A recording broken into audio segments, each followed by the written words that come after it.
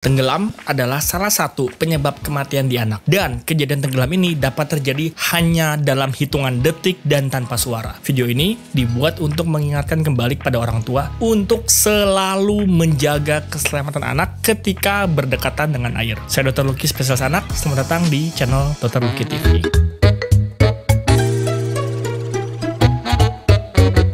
Disclaimer, video ini dibuat untuk meningkatkan kesadaran kesehatan masyarakat untuk tujuan ilmiah dan pendidikan, serta tujuan sosial yang baik. Siapa sih yang nggak takut anaknya tenggelam gitu? Coba search sekarang, lihat berapa banyak berita yang melaporkan anak tenggelam, baik di YouTube, Google, atau di medsos lainnya. Saya mah nggak pernah bawa anak saya ke kolam renang, dok.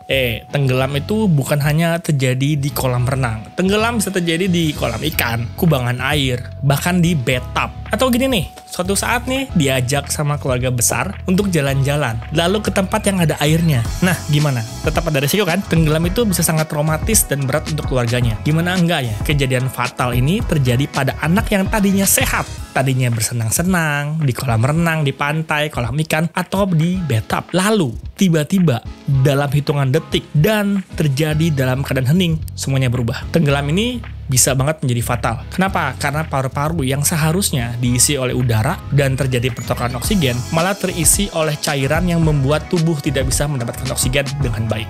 Oke, saya mau kasih tahu yang paling penting. Ini 4 kunci pencegahan fatal tenggelam pada anak di bawah 5 tahun. Yang pertama, supervisi. Supervisi ini bukan hanya orang tua berada di sekitar anak ya, bukan.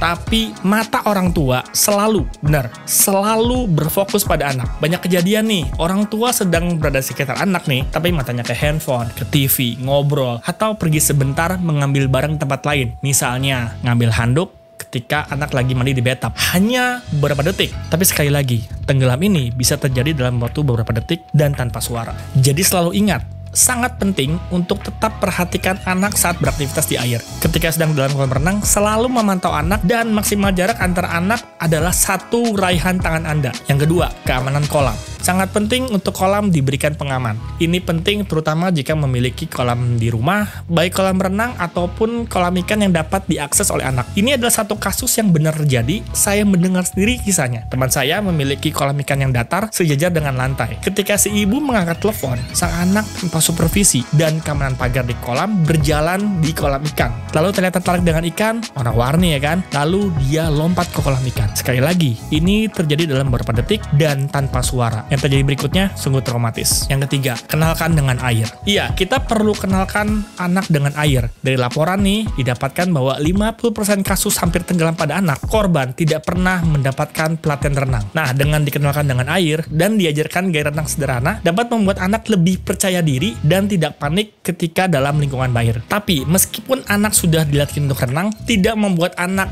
tidak akan tenggelam. Dan kita sebagai orang tua tetap harus melakukan supervisi atau pengawasan dalam jangkauan 1 raihan tangan. Yang terakhir, resusitasi jantung paru. Nah, yang terakhir nih, kita pasti tidak mau ini terjadi. Kita inginnya anak kita sehat tanpa ada permasalahan, tapi ketika terjadi, kita sebagai orang tua harus memiliki kesiapan. Istilahnya adalah hope for the best, prepare for the worst. Jadi, ketika terjadi kasus tenggelam atau hampir tenggelam, diharapkan orang tua mengerti dan mampu melakukan tindakan resusitasi jantung paru atau bahasa medisnya CPR. Nah, dari kasus yang terjadi, ketika kejadian tenggelam nih, yang terjadi adalah kepanikan. Orang tua memeluk, berteriak, menepuk-nepuk histeris. Padahal, dalam hitungan detik, sang korban terus-menerus tidak mendapatkan aliran oksigen karena adanya air di dalam paru. Jadi, yang bisa dilakukan adalah kurangi panik, panggil bantuan, dan lakukan resusitasi jantung paru segera. Dok, tapi saya tidak handal, dok. Gini, melakukan resusitasi jantung paru yang tidak sempurna jauh lebih baik dibandingkan tidak melakukan apa-apa. Dan CPR ini adalah skill penting untuk dipunyai. Bukan hanya untuk kasus tenggelam, tapi pada kasus emergensi apapun ketika korban tidak bisa bernafas. Jadi, kemampuan melakukan CPR ini sangat penting untuk semua lapisan masyarakat. Kayaknya nanti saya perlu bikin video ya tentang CPR sederhana pada anak. Tunggu ya, subscribe kalau bisa.